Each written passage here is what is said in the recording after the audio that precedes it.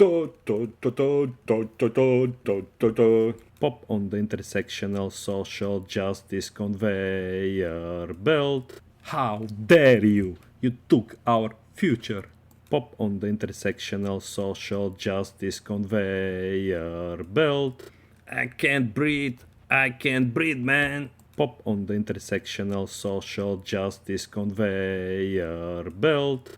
Allah Akbar. Gas the Jew. Pop on the intersectional social justice conveyor belt.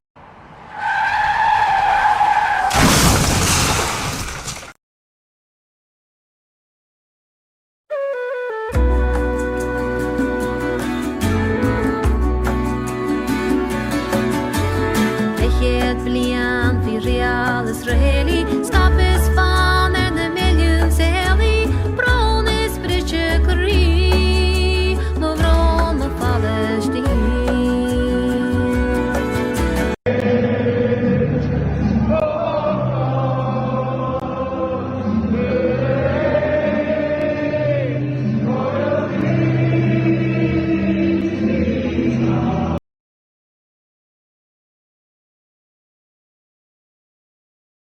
Good morning, Liam. Good morning, Frank. Good to speak to you. Hey, thanks for making the time to talk to me. So briefly, I'll introduce you. You're Liam O'Hare. You're a journalist and independent filmmaker. You've been to Palestine quite a few times in the last few years. We've known each other, or we've been in touch for I don't know, a few years for sure, and a few days ago, I'm lost, with like days and stuff now. On Wednesday, 25th, there was a Champions League game between Celtic Glasgow, which I guess is your club, and Atletico Madrid. And we've seen videos and photos of, some kind of solidarity action taking place in support of Palestine and Gaza, and this video was, I think went viral. Many videos went viral, but this video, because I showed it, like when I got it, I think our common friend Paul Laverty sent it to me on WhatsApp. I woke up, I saw it, I shared it with lots of my friends, and a few Palestinian friends were like, Frank, I'm crying watching this video. This is so beautiful and stuff. And anyway, I'm going to stop talking. I'm going to show the video, and then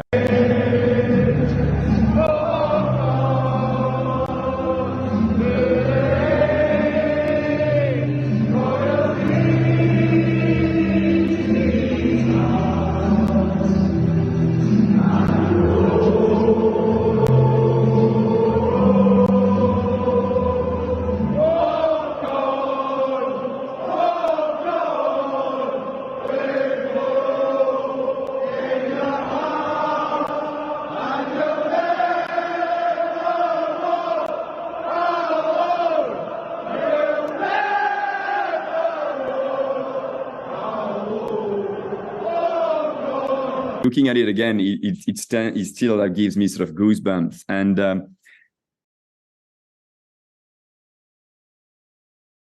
so I wanted to talk to you about it. Like, what's because I know like football clubs right now do not like, in general, do not like political statements and stuff.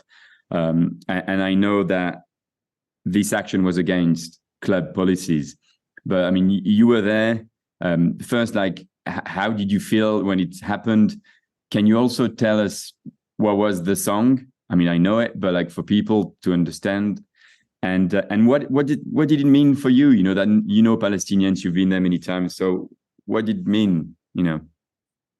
Yeah, I think first off, that's like to be in the stadium when you see that is obviously it felt like a powerful moment, and it felt like a moment that was sending a very strong, united message from beyond Glasgow to the people of Palestine, and in particular Gaza at the moment, as they're facing, I think, an onslaught and a horror that is almost unimaginable for us. I think the important thing with Celtic is to understand this isn't the first time that there has been a level of solidarity and a show of solidarity with the Palestinians. This is something that has run through the Celtic support ever since I've known, ever since I've been going to games, which is from the age of 5 or 6. You've always seen Palestinian flags at Celtic games. The Celtic support has consistently shown support for Palestine, in particular at moments like this, when they are facing the brute force of the Israeli state. And you're right, Frank, that the club did warn against this, because the Green Brigade, who are the Celtic Ultras group, who are very active on the Palestinian issue and have been for many years, called for the fans to do this display of solidarity, and we're also organisationally helping distribute flags, etc., outside the stadium. Many people brought their own flags, but there were flags being distributed. So the club knew that this was planned, and they put out a very deliberate statement to all season ticket holders. Very strange kind of statement. They didn't really get into the detail of anything, but basically said, don't bring any flags related to the current conflict.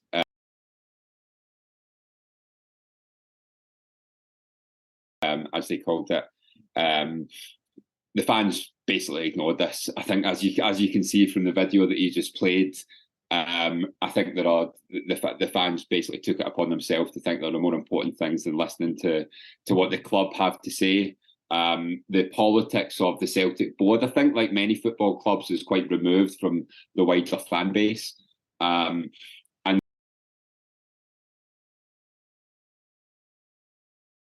the wider fan base were determined to show, from what little they could do. I think let's not also overstate it in terms of action, but I think just the act of waving a Palestinian flag, I think, does, as we've seen, can go around the world at moments like this, and can definitely make it to Palestine. I think where people see that impact. So at the time, it felt important. Seeing the response from Palestine to the action, I think it feels even more important, because I think anything that people can do at this time that says to the Palestinians, you're not alone, is important. And obviously that was the song that was being sung at the time that the display was held up. It's often sung at the beginning of Celtic games. It's kind of anthem of the fan base, but I think it was even more poignant at that time to say to the Palestinians, you'll never walk alone. And you do have people around the world who are standing with you at this time.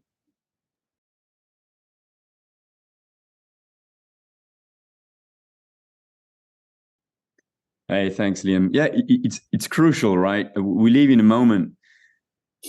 For anyone with a heart, and even more so for people that know Palestinians and have been to Palestine, of despair, really, right? Because in a way, it could feel like whatever we do, we, like, you're in your whatever living room, I'm in my living room, and Gaza there's a shutdown on Gaza, and it's being sort of bombed to shred.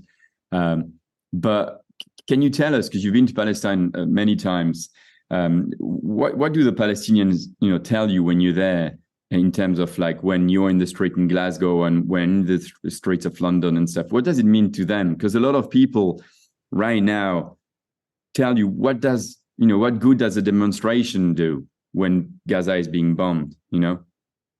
I think that's the thing, Frank. I think, because sometimes I think you do wonder, in terms of the demonstration, does it have an impact on the leaders, on the governments and where we live, and I think it does. But I think what we definitely know has an impact, and from being out in Palestine, people in Palestine seeing the solidarity, seeing the support, gives them encouragement, and gives them hope that and the knowledge that they're not standing alone in times like this. And that's been apparent in previous displays. Celtic fans it's not the first time Celtic fans have done big displays. There was a major one in 2016 when Celtic played an Israeli team, Hapoel Tel Aviv, and again there was all these warnings beforehand: don't do a display Celtic are going to get fines from UEFA.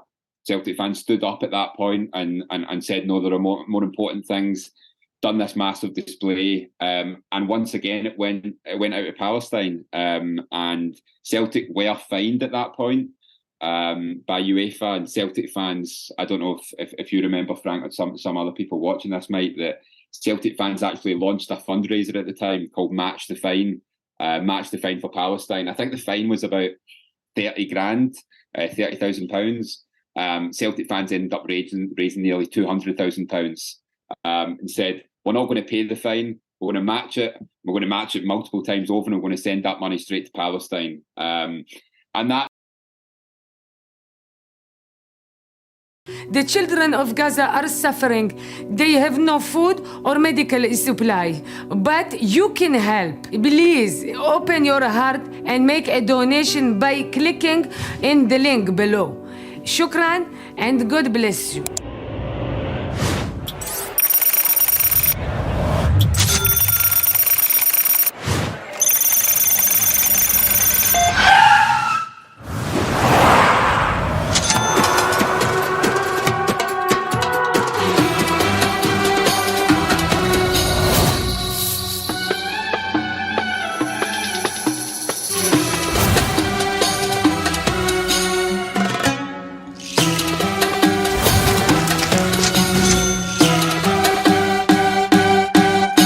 Cannot believe what we have brought on Gaza. Thank Allah that we are safe in the plaza. There's nothing left to eat, like a Ramadan retreat. I don't really give a shit, cause I'm hanging in my sweet. Check, check, check. Wanna check out, we are dealing here with monsters. The room service wouldn't bring us lobsters. Call my Khalifa to play with us some FIFA. Then tell her to dress up like she is a nurse in chief. Dollar bills, dollar bills. My people have no water, wonder how it feels. Dollar bills, dollar bills. They have no gasoline, I just order menu wheels. Donate us money, my dog needs new Armani. Cause the sky is black, but Qatar is always sunny. Knocking, knocking on the door, fuck it's the Mossad. Chill ya baba, I just ordered sushi avocado. Dollar bills, dollar bills.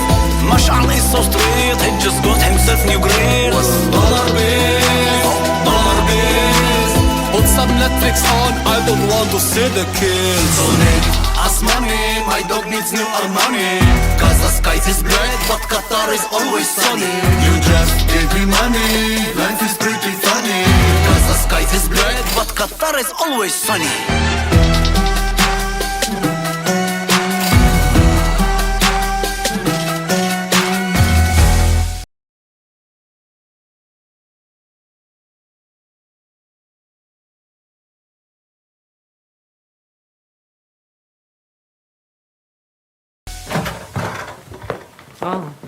Cry harder. We need more money.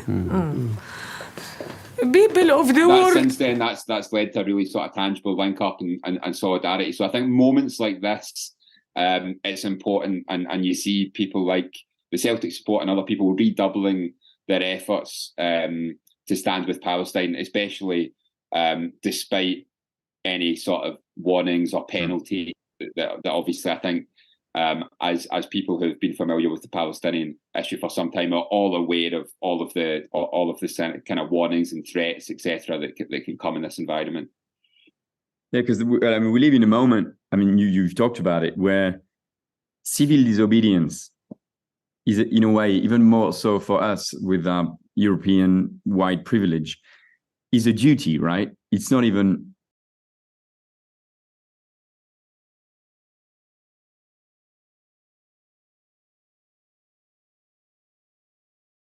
A question now, and I'm feeling it also, like in Brussels, that's where I live, where people are ready to take action that they know could lead to legal issues and stuff. But they were like, because we have to remember, right, that Gaza is being bombed by Israel with the total support, pretty much, of Western, states. So we are all Scots, French, Belgians, Italians, one way or another, even if we don't agree with it, involved with this fucking massacre, right? With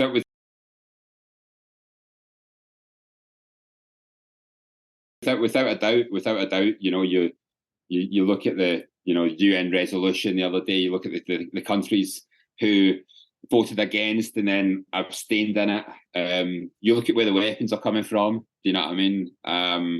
And they are being supplied by European states and by the United States. You look at the fact; it's quite incredible. Frank is here in here in England. I'm not sure it's exactly the situation in Belgium. I imagine it's quite similar, but both the ruling Conservative Party and the opposition Labour Party, neither of whom are calling for a ceasefire just now. So you've got a consensus within the British political establishment and elite of the two main parties, neither of whom are even have the guts to call for a ceasefire. You know what I mean? And this.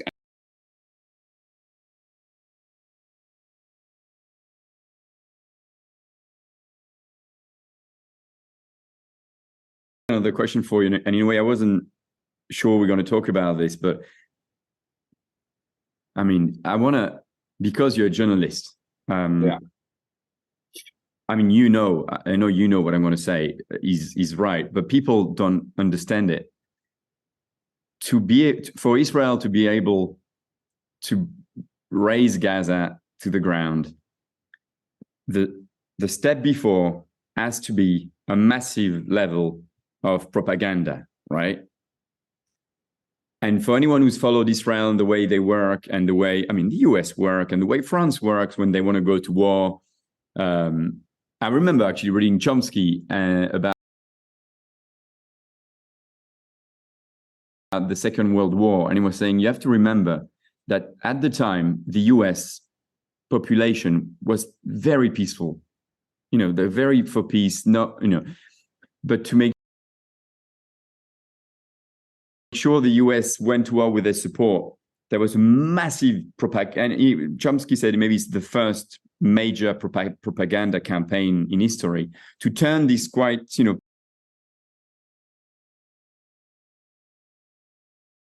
peaceful people into like a warmonger country.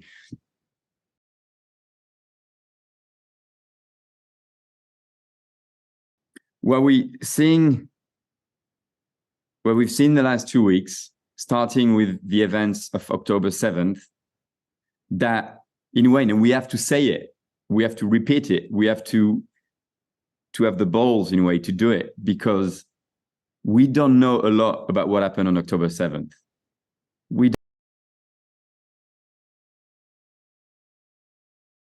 don't. Biden apparently saw pictures of baby decapitated. It's proven to be false. Woman raped on top of their dead husband. There's a lot of stuff that might have happened, but right now, as journalists, there's no primary evidence that they did. I don't know if you saw a report from Haaretz a few days ago. They've identified so far, and maybe I'm late now, but at the time, they've identified 683 bodies of dead Israelis. They know who they are, they know where they live, they know their fathers, they know their hobbies, they know. Out of 683, I think 48% are soldiers. So pretty much 50% are soldiers. So the claim repeated over and over and over and over again that, and actually it was like 1,200, then it went to 1,300, now it's 1,400. And I heard Piers Morgan yesterday say 1,500 innocent Israelis were massacred by Hamas. 1,500 is bullshit. Even Haaretz and the IDF says it's like 1,300. But then it's not 1,300 innocent civilians. We have to make it clear. If 50% are soldiers, a soldier in times of war is not an innocent civilian. Then there's another report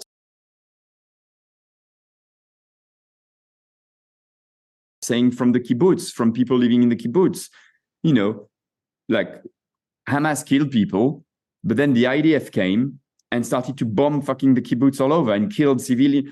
So there's a lot of gray facts. But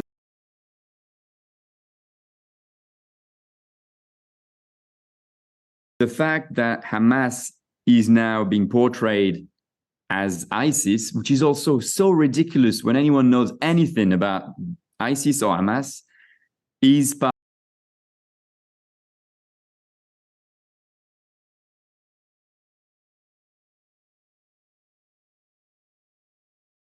of people saying they're monsters, let's bomb them to pieces. Sorry, I was long there, but what is the role of propaganda now, and how can we help people see through it? Because, sorry, I'm going to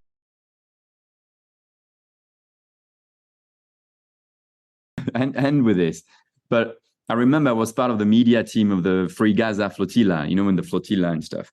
The first thing Israel did when they came on the boats, they confiscated every camera, mobile phones, everything. Because if you manage to claim the media narrative for the first 48 hours and you bombard the world with lies, even if like a week later,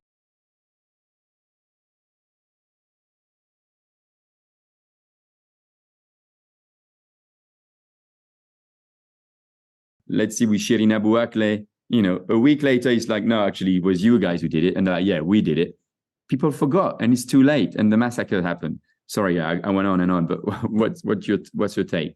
Exactly. I think you raised a lot of important points there, Frank. I think evidently, when we're discussing the 7th of October, I think knowing the facts of everything that happened, I think will take some time, if ever, to be honest. Knowing the full picture. Obviously, in certain instances, when you saw, for instance, the houses which were looked to have been demolished, I think initially when I saw those pictures, you kind of wondered what happened there, because the houses, you saw the remnants of houses, and then obviously it's since transpired that a lot of houses were shelled by the Israeli army, with the hostages still inside them, alongside the Hamas fighters as well. So I think evidently there is a lot to come out about that, and as well in terms of the attack that we're seeing in Gaza just now, about specific incidents.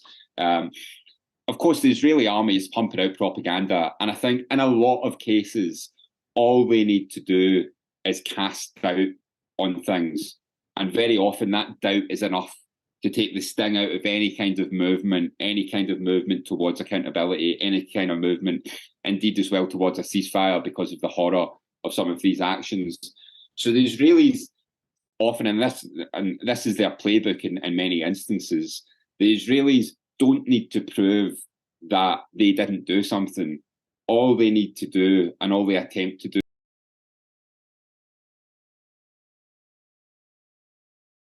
is cast some doubt, is raise a flag that says, hang on, maybe there's other factors. But sometimes that evidence is fabricated completely.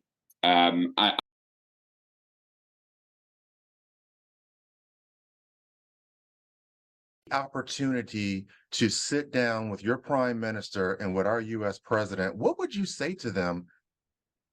I would say that Hamas, Gaza, Palestinian, Israeli conflict is a problem of the world. It's very easy to sit by and point blaming fingers when the whole world, United Nations, doesn't know what's going on here on a daily basis. We give the Gaza Strip, we give them electricity, food, appliances, and what happens is all those goods go towards Hamas, because they're running the operation. No matter what other people will tell you, they are running and are responsible for the people of Gaza Strip. They take the money and they do this type of horrific things, and they put this money towards burning babies and raping women.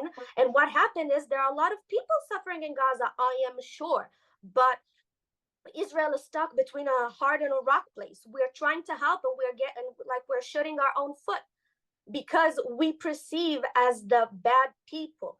And I want to say one more thing. I emphasize that there were many civilians who on their day-to-day life work on the land of Israel, and they then get paid and paychecks and everything, and they were the ones who raped the women and burning them alive, who raped the babies, and to every citizen of Gaza who did that has a mother, has a sister, has his family, and they all rooting for him. But you can hear Hamas recorded their actions. We have records that they want to rape. They were sent here to rape, kill, and murder. They say it as to dirty the Israeli, the Jewish girls. I wanted to ask you also, had you, when you guys were trying to get away, did you see any people being abducted? We heard a lot of screaming, yelling, and pushing. With my eyes, I haven't seen, but I can say that 4 of my friends, who were a group of 8, ended up in Kibbutz Re'im, and they were hiding inside a shelter. From 30 people in the shelter, they survived 7, because they survived 8 grenades and an RPG missiles towards the shelter. And in the meanwhile, between those RPGs and those grenades, the terrorists came with pickup cars to kidnap the survivors. So if a grenade doesn't kill you, then I'll kidnap and rape you in Gaza. Hop on the pickup truck. Do you know of people that have been kidnapped? My friend, one of the girls who survived, was on the verge of being kidnapped. Do you want to know the reason? The pickup truck was full. They left her. So he let her go because the pickup truck was full. This is how she survived. This is what her life is worth. To being kidnapped to Gaza, to be raped, to be abused, to have her family so concerned. For what? For wanting to party at a music festival? I wanted to ask people who should know better. Do you know what I mean? People who should know better, and people whose job it is to know better than to believe every claim that's coming. And I think all we can do is as journalists, all people can do as activists, is to raise their voices higher and to analyse everything that comes out of the Israeli state just now. Thanks, mate. Much appreciated. Hey, for you two lads and the whole of Celtic team, I have a suggestion. Instead of going to Israel and protesting, let's organize a UN FIFA International Cup. I'm sure FIFA won't mind organizing on a profitable yet neutral land, and we all could guess who the referee will be. But still, pay attention, there's still 2 balls and, like 2 alternative facts. We still have to agree on the facts and make 1 ball. So keep watching.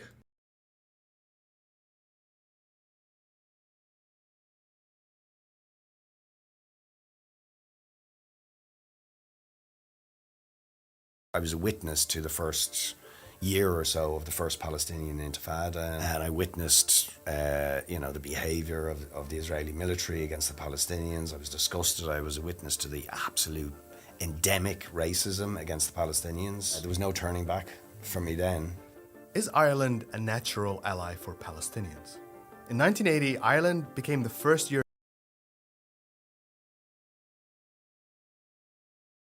European Union member to endorse the establishment of a Palestinian state. In 2014, both houses of the Irish Parliament unanimously passed a motion calling on the government to recognise the state of Palestine. But despite successive promises from Irish foreign ministers that Ireland would lead the way, to this day, this hasn't come into effect. Part of that could be down to Ireland's long-maintained policy of neutrality. They didn't take part in World War II, for example. He's been a prominent voice in the country's anti-war movement, leading the historic marches in 2003 against the US invasion of Iraq. He's also been a strident supporter of Palestinian rights, and last year, his speeches in Parliament criticizing the media coverage and politics around the war in Ukraine went viral. He was arguing there's a double standard in how Ukrainian resistance is valorized, yet Palestinians fighting occupation are instead painted as terrorists. They are calling for targeted sanctions against Israeli officials who are perpetuating the system of apartheid just exactly the same types of sanctions you've just initiated against Vladimir Putin, will you support it? That there should be a state that gives priority to one religious group over another is a recipe for the oppression of the other. And is a recipe to incite and encourage sectarianism, ethnic cleansing and violent conflict. We should know this from our own history. Surely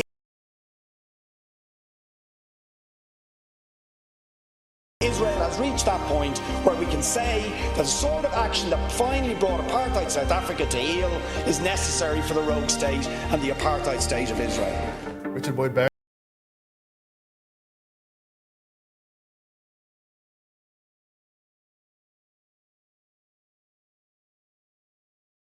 Welcome to The Big Picture. It's a pleasure to have you. Pleasure to be here, Mohammed. So you are here in London currently taking part in the Marxism conference to talk specifically about Palestine. Yeah, I mean, I come over most years to the Marxism conference. It's a fantastic event that kind of looks at just about everything that's happening in the world.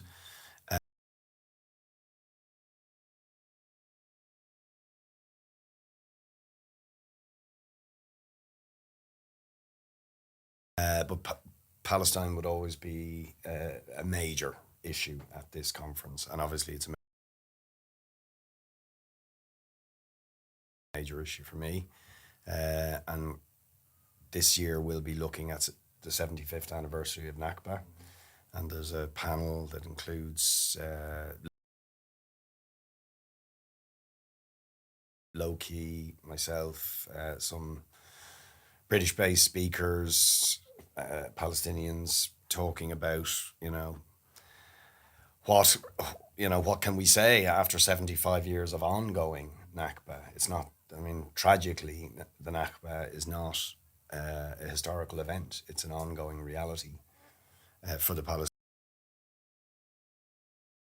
Palestinians, and we see it every single day of the week, the continued ethnic cleansing, the continued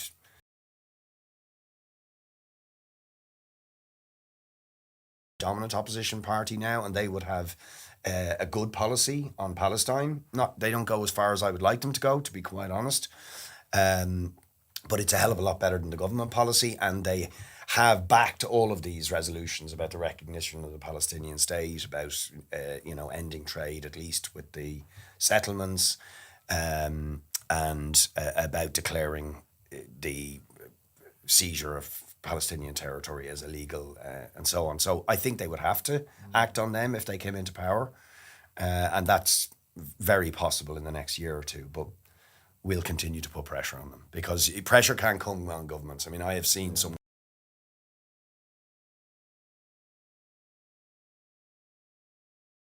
there was a phrase from the late 60s, early 70s. I don't know who coined it, but it certainly would have been a popular phrase in Ireland during the civil rights movement, the late 60s, early 70s in the North, was there was one world, one struggle. And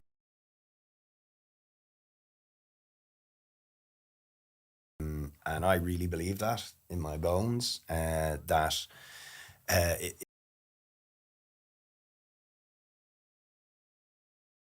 if you're talking about, freedom and justice, then it is part of a fight, international fight, where you always have to side with the ordinary working people, with the oppressed and the exploited of the world.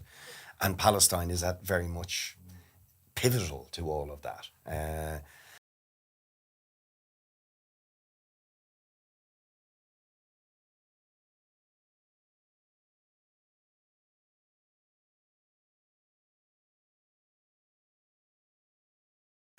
But the other thing that is how inspiring the Palestinian resistance is, and that was something that certainly impacted on me way back in 1987 and has never left me, is to see the young people, and it was young people that I was working with. They were 18, 19 and 20, and they were the people who were driving the Intifada. It wasn't some of the political organizations that whose names we're now very familiar with, whether it was the PLO or Hamas. That's not what I saw. They seemed to be largely not present in that first Intifada. It was just young people who said, we're not putting up with this.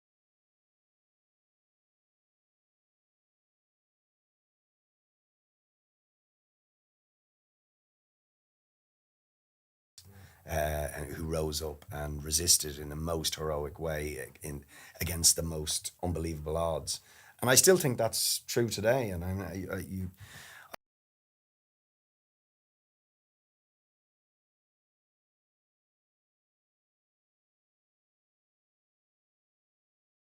think, in fact, there's a new youth radicalization from what I can see in Palestine, and I think it reflects a youth radicalization and politicization that's happening around the world about war and imperialism, about the climate, about the failure of the system to offer a future to young people on some of the most basic things like housing and healthcare, and as well as those big issues of war, imperialism, and climate change.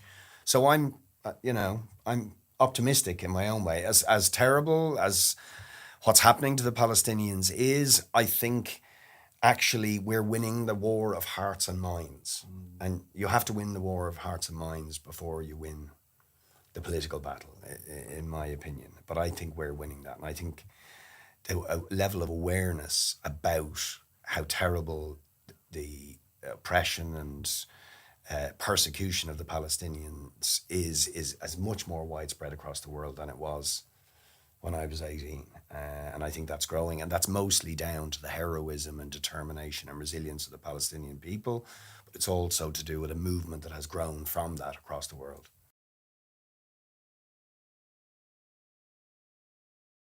The Palestinian people have the right to resist, and to resist by force of arms.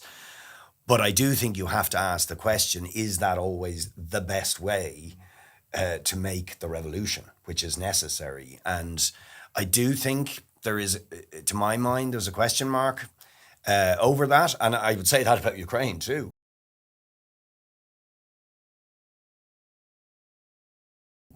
You know, I mean, the conventional military conflict that is in Ukraine has terrifying possibilities.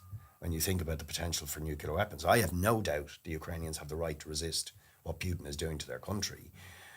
But is the way to do it by aligning with NATO and potentially bidding up the escalation of the conflict to the point where, you know, nuclear weapons are exchanged and where hundreds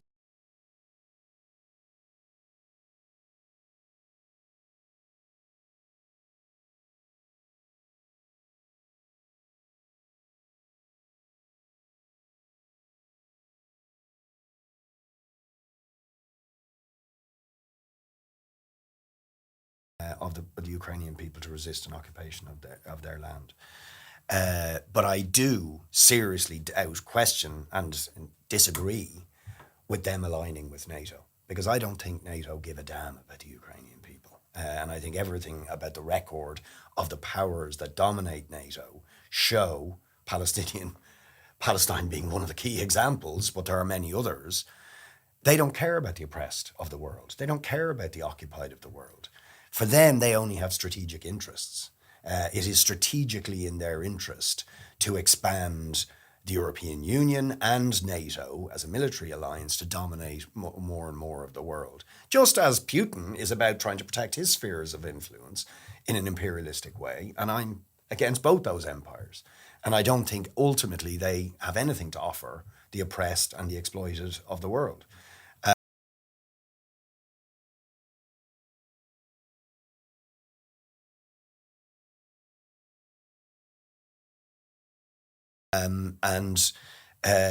You know, when you look at what NATO did in Afghanistan, you know, thousands and thousands of people killed, bombing the hell out of people. When you look at what the powers that dominate NATO did in Iraq, killed directly and indirectly 1 million people, completely destroyed the infrastructure of that country, destabilized the entire...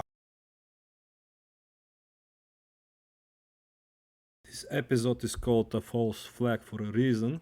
None of what we've seen is the typical walk, nor Mr. Barrett, but common misconceptions are going around, and you see how even honest people get caught in the process. You, Mr. Barrett, since you're still fighting with the evil English Empire, you know, it resonates so well with some old Spanish classics. Mira, Sancho, contempla lo que tenemos ahí delante. La fortuna va guiando nuestras cosas mejor aún de lo que deseáramos, porque ves allí, amigo, más de 30 desaforados gigantes. Ahora mismo pienso entrar en batalla con ellos y quitarles las vidas para enriquecernos con sus despojos y arrebatarles sus reinos, si es que poseen alguno. Muy bien, señor, muy bien. ¿Y a qué gigante se refiere? ¿Eh? Aquellos que ves allí. ¿Allí? Aquellos cuya soberbia es mayor aún que su estatura y que agitan los cielos levantando una tempestad de viento y furor. Aunque mováis más de 100 brazos, os rendiré mi espada. Mira, cuán largos tienen los brazos. Algunos los tienen de más de 2 leguas. Esta es buena batalla, Sancho. And just for the sake of completeness and some historical context, let me play the card game of this Italian friend. Hey, wanna play the Palestinian experience? No, I hated the last game we played. Trust me, it's really easy. You're playing a Muslim in British Palestine, and your mission is to form a Palestinian state. Seems really difficult. Let's draw the first card and see. The UN gives you a Palestinian state. It's right where you live right now, and it's the same size as the Jewish state. If you accept, you win the game. No, let's start a huge war against the Jews. You serious? Yeah, I don't want them living next to me. Let's kill as much as we can. Okay. You lose the war and some of the territories the UN gave you. Do you wish to stay in the Jewish state and gain full citizenship, or go live in no man's land with limited rights? I don't want to live with Jews. Refugee it is. Do you want to form a peaceful society? No, I want to try terror. Right. Well, after decades of bloodshed, Israel has granted you autonomy in the West Bank and Gaza, and even gave you weapons to form independent security forces. Cool, thanks. Do you use the opportunity to form an organized society? No, I want to give this terror thing another chance. I see. Wow, Israel has offered you a Palestinian state in 90% of the West Bank, all of Gaza, and some other territories. If you accept, you win the game. No thanks. What the? Never mind. Israel was sick of you killing Jews in Gaza, so they withdrew from them completely and left you all the advanced facilities and agricultural infrastructure they built there.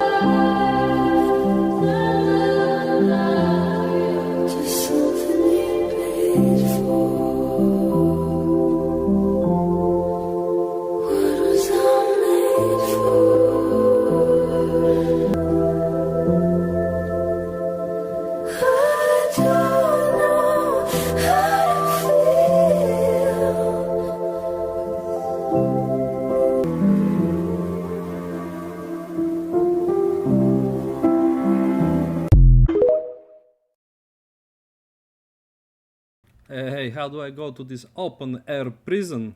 Do I get a visa and then I go to prison? Or do I go to prison and then I'm with a visa?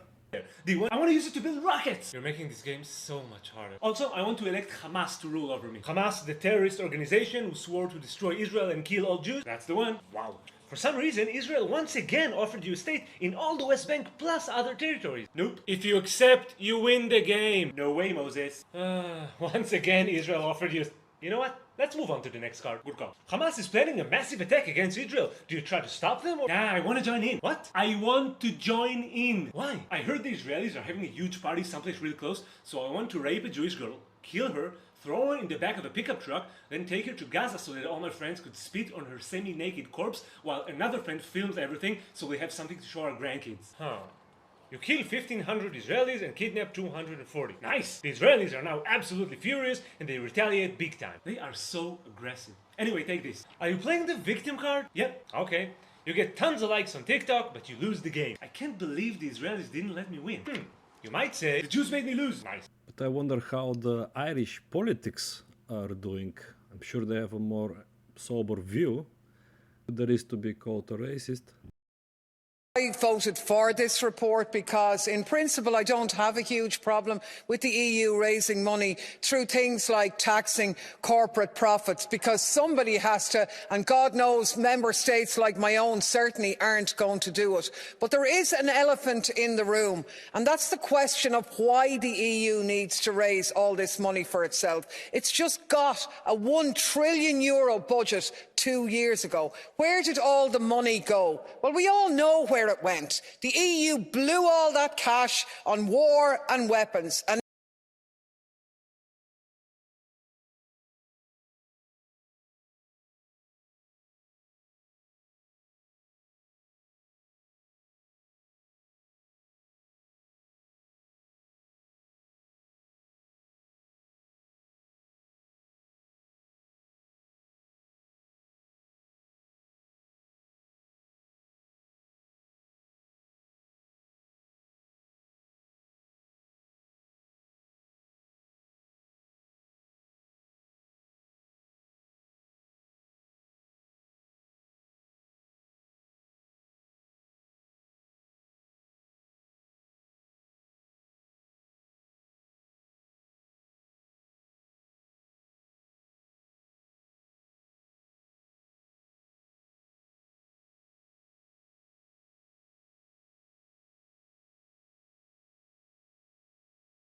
Well, shame on you, because somebody is making money out of this, and it's certainly not the poor people in Ukraine or your... When you think about it, all law, all legislation is about the restriction of freedom. That's exactly what we're doing here, is we are restricting freedom, but we're doing it for the common good. You will see throughout our constitution, yes, you have rights, but they are restricted for the common good. Everything needs to be balanced. And if your views on other people's identities go to make their lives unsafe, insecure, and cause them such deep discomfort that they cannot live in peace, then I believe that it is our job as legislators to restrict those freedoms for the common good. Sinn Féin stand with the Palestinian people.